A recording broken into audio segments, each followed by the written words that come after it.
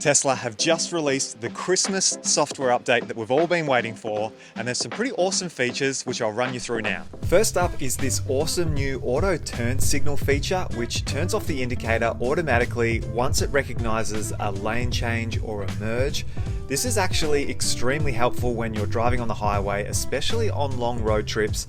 I know it seems simple, but it is such a nice touch and a great example of how Tesla can utilize that vision system in the car.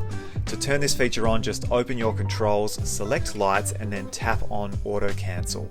Also, I can confirm that merging whilst on autopilot still works here in Australia, but obviously you need to be careful of everything that's going on around you. Next up, we have a UI change to the navigation. You'll see it's now divided into two separate windows, allowing you to see more of the map behind, whilst also highlighting just how far away your next turn is going to be. Another nice UI update is that these new media controls or cards that you see in the bottom right corner of the screen are really nice. You can swipe through your music, trip info, tire pressure, and you can also swipe up for recents and favorites. Which brings me to the elephant in the room and the most exciting feature in this update, which is Apple Music.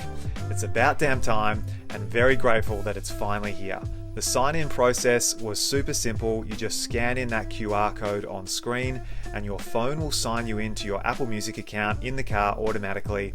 So far for us, it's been great. I love the UI design, seeing all that album artwork full screen, having my playlist come up, and knowing that the audio is coming via the car and not from my phone's Bluetooth is such a nice change. It means I can use my phone for other things and not interrupt the audio. Another nice difference is when you get in and out of your car, the music seems to play straight away without any delay. Next up is a fun one. Rainbow Road can now be displayed every time you have autopilot on, and you don't need any of those annoying cowbells playing in the background. And for those that want more of a visual cue that autopilot is engaged, well, this is the perfect solution. Side note, we installed our new Sunshade just in time for our recent road trip, and it actually came in handy given that we had some pretty hot weather, especially for Cooper being in the car all the time, so I'll leave the link below if you want to check that out. But perfect segue into what is hands down the best feature in this new update, something that I didn't know would ever happen, but it's here because you can now use those live Sentry mode cameras and that in-cabin camera to check on your dog. It even displays the temperature on screen, and this is going to be so useful for us with Cooper in the car all the time. He comes with us everywhere since unfortunately we lost our greyhound Katie a few months ago. He actually loves being in the car given that he is an ex-racer and he used to travel a lot. So dog mode has always been a massive game changer for us.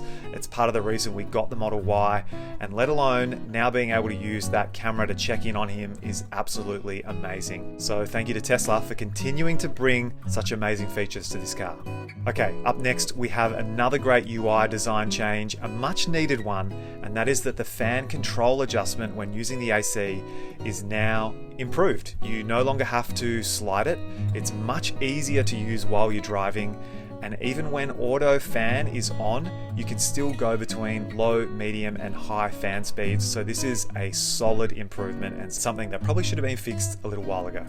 There's also a new confirmation for transferring phone calls to the car's Bluetooth when you get in the car and you're on an active call. This is actually super useful and removes that awkward moment of a dropped connection when you get in the car.